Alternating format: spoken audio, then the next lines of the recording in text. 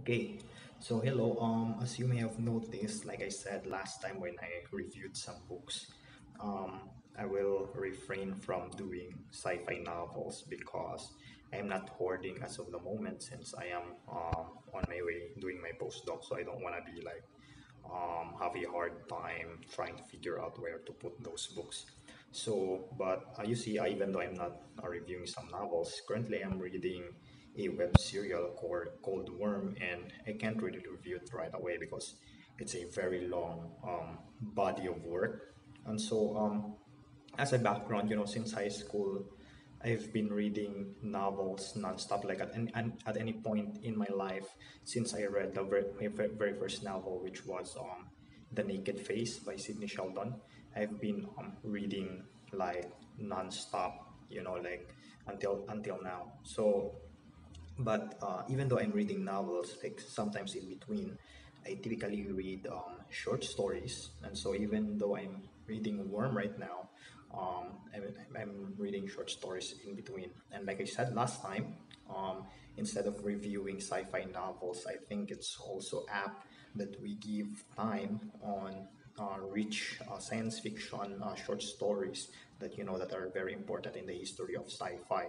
And so what I'll do is to start with, I've read a lot of sci-fi short stories, but I for this video I think we should start with short stories that were jointly awarded the Hugo and the Nebula Awards, because these two, they're like the top two big crown. They're like the Academy equivalent when it comes to sci-fi. All right, so there are only a few of them.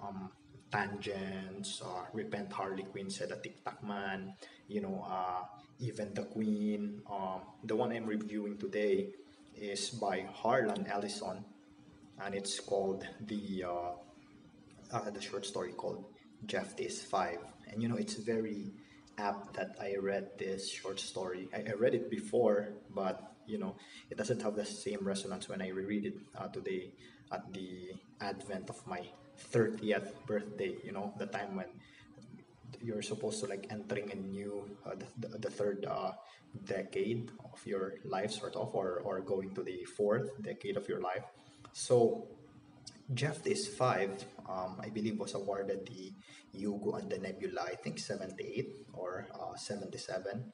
It got both awards, and because, first of all, Harlan Ellison is a god when it comes to short stories, but the main reason is that Jeff is 5 is really just a fascinating short story.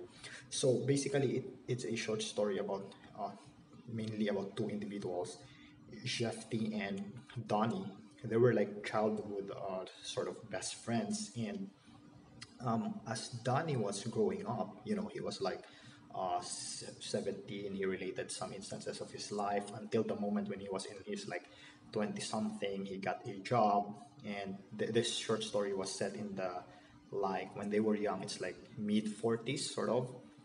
And so the odd thing, the sci-fi element, is that Jeffy is stuck at being a 5-year old. Okay, so as Donnie was growing up, he was becoming 7 years old, 12 years old, and so on.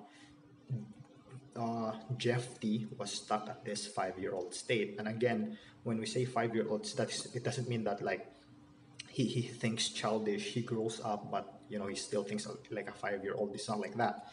Literally 5 years old. Physically, he's stuck at 5 years old. Mentally, emotionally, he's 5 years old. So the nice thing is that uh, the story serves as a metaphor, on how uh, people typically view nostalgia, right? Because since Jeffy is stuck at being 5 years old, Donnie noticed that a lot of the things that they were doing when they were kids, the radio shows that they were following, the foods that they used to buy that were now defunct or that were now gone during the time, the what they call this, the current time of Donnie, the guy who was aging. From Jeffrey's point of view, they're still there.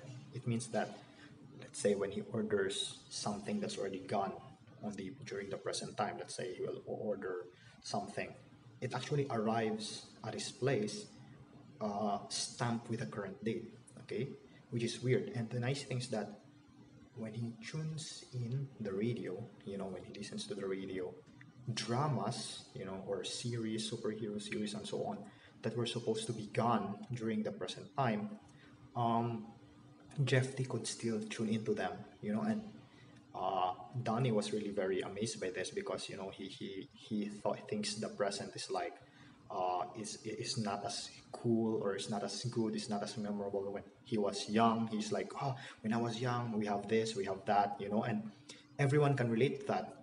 I mean, every time you look at things like online, people are always saying, oh, kids will never know, we are like bottom 90s and so on. Like, really, it's like a certain era that we were born into. It's like we own that, right? We're part of that subculture. And sometimes people take it against the kids today, like, oh, the kids today will never know, as if it's the kids' fault today. It's not their fault that they didn't live during our time. But of course, we have that nostalgia factor. We always think that the time that we were kids, that those memorable days, those are the things that like the coolest ever, right? Even though our parents or those generation that came before us will say the same thing about their like 80s or 70s and so on, right? So the thing is, a lot of us, we can still we attempt to, even though we're now old now, we're like paying bills, we're doing our job and so on. Some of us are trying to relieve those. Like for example, me personally, when I was young, we used to play video games, PlayStations, and so on. But until now, I still do that. But there are a lot of those things that you really cannot bring back anymore, that are gone, that were really existed on the moment that you were young. Okay, and as an example, in this short story, we had this radio stations that only Jeffrey can access, and so Danny had this very good opportunity of relieving those things. And after reading those stories, I really thought, wow, I would really be so happy if I could have those opportunities to tune in to the sort of stations that existed when I was a kid. Because when I was young, I used to listen to this AM radio station. I'm from Dumaguete, and we have this like every afternoon. My mother would like ask me, "Hey, you go to sleep. It's rest time in the afternoon." But during summer, instead of sleeping, I would be listening to these radio stations like Handumanan sa Usak Awit, like by Priscilla Raganas, or the RM1, MN1 called the, what do you call that? Kini ang akong suliran by the Doctora Abugada Lourdes Libres Rosaroso, which sadly it already ended because that Doctor Abugada is already dead, So it's really sad. And I read this a picture I saw recently in the internet that says that when you were a child, one day you played with your playmates for the last time. And so the thing is, we don't really have a marker for that. We have like a vague sort of events that we play that. That's what we did as a kid. Like me, for example, I usually visited my friend Wilhelm in their house to play PlayStation, but every weekend. But I could not like pinpoint the last day that I did that. Okay, which it makes me sad. And so let's get back to the story. So the story is, so you have that Donnie.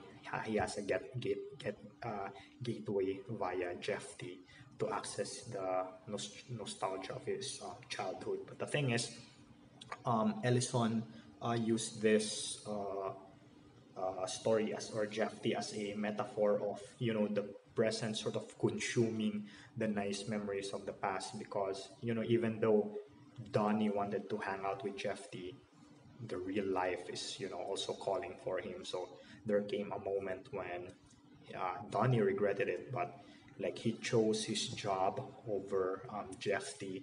And Jeffy was like bullied by kids. He was brought home to the house, back to their house, back to their parents, who the parents of Jeffy, who themselves are not really so happy having a child like that, which is a sort of a freak of nature, because they were robbed of the opportunity to witness a child grow up into adulthood. All right, and so subtly in the last part of the story, I think it is implied that um, uh, Jeffy was badly bullied. He was bleeding and so on. And I think it was, I'm not sure if it really happened, but I think it was subtly implied in the ending that Jeff T died afterwards, right? Which provides a good analogy to how sometimes the things in the past that we hold dear, those that are nostalgic to us, a lot of them can't be brought back now, right? So most of them will just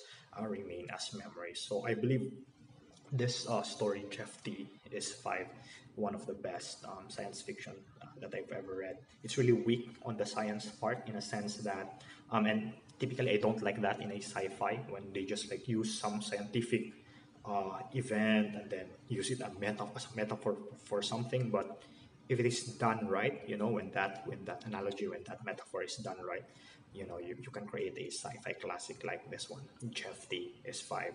Okay, so again, my next videos regarding science fiction will be just short stories because there are a lot of like short stories there that if you're interested, you can read for like just one sitting and then blow your mind. Okay, so I'm gonna do that next time. And again, I really had so much fun with this. Rereading it on my 30th birthday.